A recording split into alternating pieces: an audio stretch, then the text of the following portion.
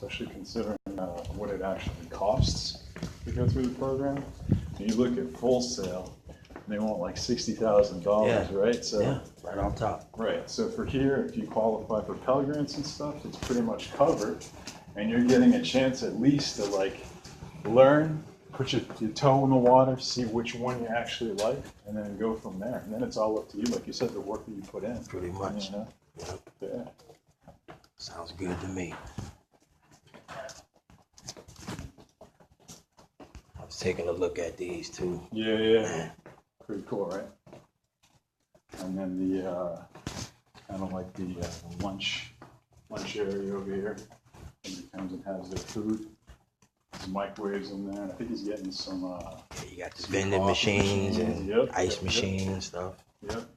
And I saw the little freezers too. You put your little bags you and can put stuff. your stuff up in there. It's pretty neat. Oh my God. Yeah, you can see from up here. It's really cool. It's like a This- totally different perspective. This is the sanctuary right here, man. That's it.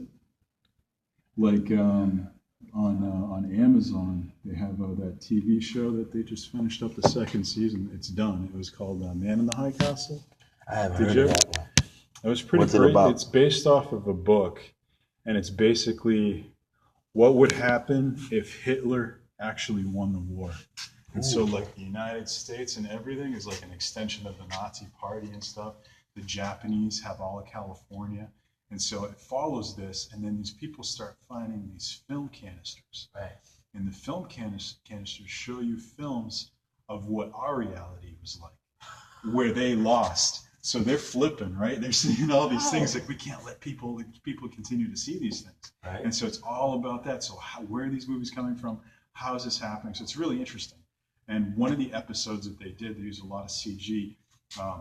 Not Hitler, but one of the high Nazi guys is giving a speech in this huge dome in Germany, and so they had to create CG characters for all those, because you can't have that many people in a place that doesn't even really exist. So they needed to capture a lot of mocap because all those were digital characters, and they captured a ton of that stuff, marching, the soldiers and stuff, and they captured it down there. So our students got to work with the guys that actually put that stuff together. That is so cool, neat, right? Man. Yeah. And So they actually took part in that. Yeah. So and the guys that worked on it would get an actual film credit because they actually worked on that, right? Because what you would have to do, you would have to capture the mannerisms of a crowd of people. Right. Mr. Higgins, you got a second? What was your name again, man? I forgot.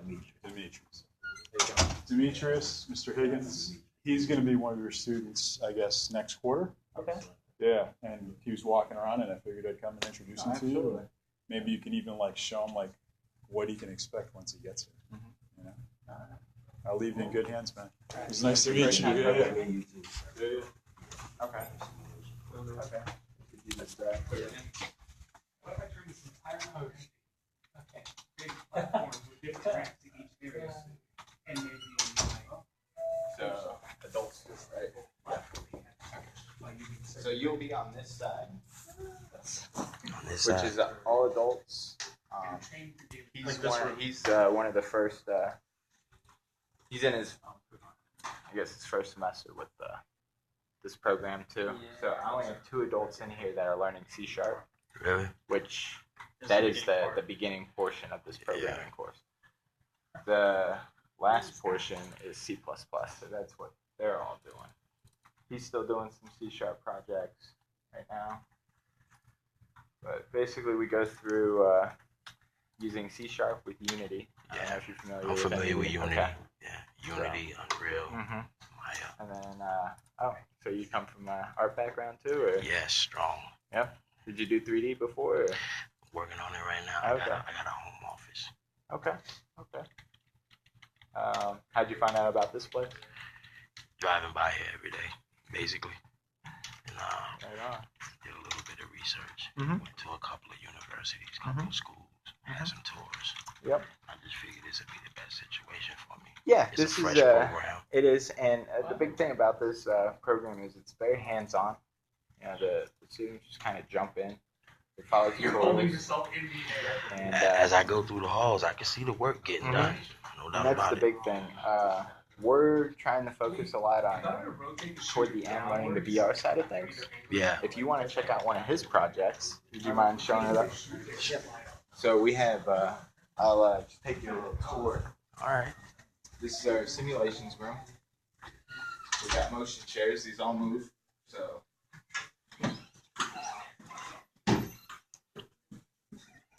Beautiful. these all run with both Unreal and Unity. We usually, the only thing we've been using with it right now is Unity. Hmm. It's very straightforward. It reads off of one of the camera datas in Unity, and then we hook it up. Instead of doing monitors like this old setup, we use HMDs, which are these headsets. So now you can, I don't know if you've ever used a VR headset before. Yeah, on PlayStation right now. Okay. Yeah. So we have Rifts in here. I just ordered some more Vives. The project I'm about to show you is for the Vive. It's a So VR project. Oh yeah. So we have access to just a bunch of things to hook up to this. We could change it to whatever we want to change it to. Yeah, I can So see we it. have- I can see it's buttoned by Yeah. different platforms. So we have joysticks. We have multiples of those. We have these little I don't even know what I'd call these. They're like throttle sticks or something. Bunch of different steering wheels. These I haven't personally used these on here yet, but I can see it being a lot of fun. This is where you work on a lot of the mechanics and stuff for like driving. Yeah, you can. It's really up to when the final project comes out. It's whatever you guys really want to learn about. So our big thing right now is. Are you familiar with what motion capture is? Yep. Okay. This is our Mocap. mocap. It's Big Mo right here. Oh yeah. So have you taken a tour of Big Mo? I've never been here. Okay. So this is a 90 by like 50-foot mocap place. I think it's like 100 by 150 feet. So we have a 90 by 50-foot, I guess, track range. What we're trying to do is we just got new VR backpacks. They're MSI computers that are worn on your back. Really? Yeah, so we can use the tracking cameras. Now, all these cameras are OmniTracks. To use that with the HMDs. The So- backpack, do you put it on with your suit? No, I'm not talking about wearing a suit at all. Wow. This is for You the serious? VR, just VR, the helmet. So not motion tracking. We're using the motion tracking cameras to drive the room scale for the VR. So now you have a huge space to walk around in. Massive, man. How many members of my station? Again? Yeah, What's I don't know who it is. What is it now? Like the controller's removed and the system doesn't even like connect with the camera. Oh, Yeah, I gotta reset it all up. yeah. You need to tell Glitch about that because someone keeps doing that. And it's really Yeah. Wow, Let man. me ask. This has to do with his project, right? Mm-hmm. So this is our VR lab. You said the controllers are gone? No, they're right Oh, here. okay. They removed. I was Oh, man. They messed with it all. yeah, like I came in, there was one plugged into the game at launch rather than off flash. Supposed to not connect with the camera. They usually do that. I'll be right back.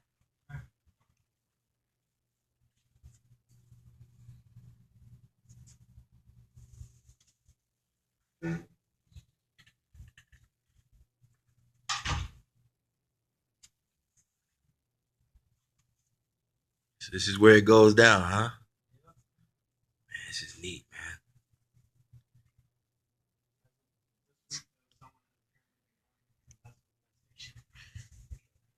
What happened, man? First, I noticed that this was moved and like the controllers weren't where they're supposed to be, which is in the charging station over there, and the cameras were like moved as well, and someone like blocked one of the other cameras. Nah, man. Know who did it? No, because I came in and they was just like that, and now they were moved again. Everything is not where it was supposed to be. 'Cause I always put everything back. You just noticed it too, right? Yeah, because I wasn't in here all like until today. The Yeah. last time I was in here was I think Wednesday. So Sorry about that, boss. I'm sorry I couldn't show you. It's all good, brother. I'll be seeing you again soon. Yeah. Most definitely. I'm Demetrius, by the way. Yeah, I'm Nicholas. Nice to meet you, Nick. Nice to meet you. You say you working on a VR project right now? I kind of finished it actually. Well, mostly.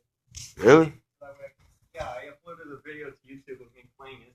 As What's like your a portfolio. what's your YouTube name, man? So I can go on your channel and check you out, bro. It's only one video, but it's old It's all right. Yeah, I can actually show you here. Cool. Yeah, there's definitely someone in here because I don't.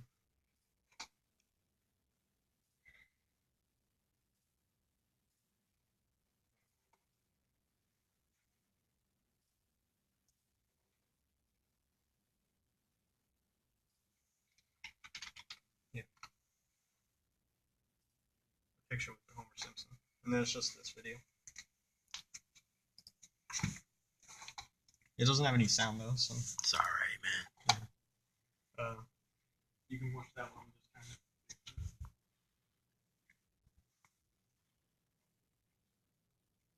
Unity, Unreal. Unreal Engine, nice. I was kind of the first person to kind of be in the class to like mess with Unreal and like learn the best kind of things before everyone else. That way I could kind of help them learn it better. Oh yeah. This is definitely Unreal. Yeah. It's the prototype here. Yeah. I actually have Unreal open on the other screen. It's my project, but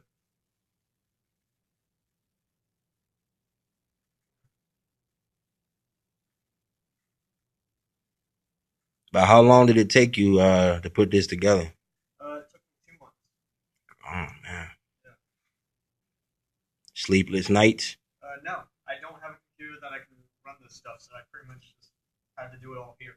Oh wow. Yeah. Man, that's incredible. I did study like on my own. I would watch videos and like write stuff down that I could try when I go into class. If it didn't work, I was losing time, Yeah. so I was really on a budget.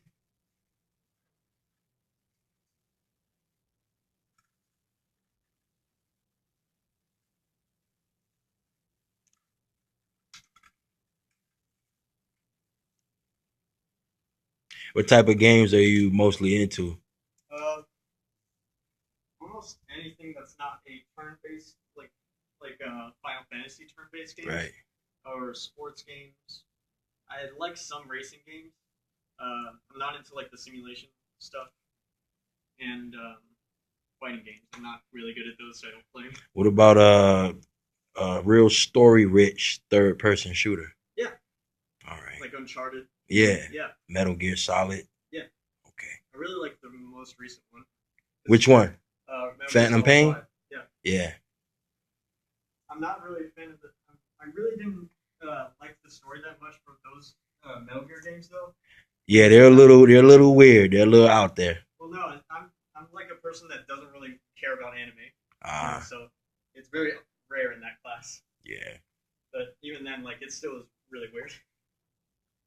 But yeah, Uncharted's got a real good story. Yeah. The Last of Us is pretty good too. Yeah, it's a really good story.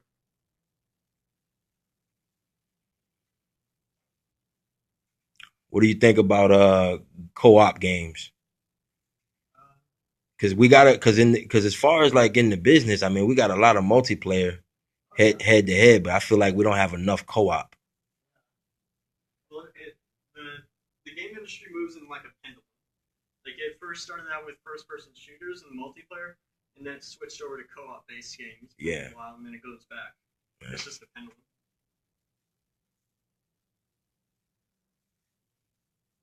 You did this by yourself? Yep. Man, this is incredible, bro. And I also made it so that way I can hand it off to the art students, and they can add their own models into it, and it would work completely fine. Ah, And man. if they wanted to do any more kind of special stuff in it, they would have to learn a little bit of blueprinting, or they would have to ask me to come and do it for them. Pretty much. Like I made it very modifiable.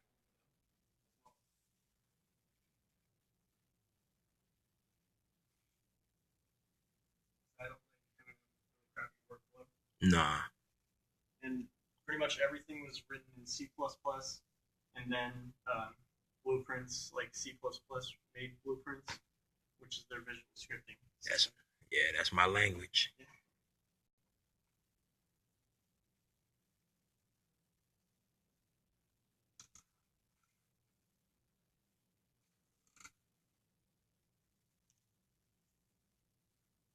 Sweet. Oh my God. I didn't really get a drum sound, so I used an explosion for the drum when you hit it, so it played an explosion sound. But you can't really hear that because I didn't record the audio. Because it's just the one thing. That's the only thing in the whole game that has a sound.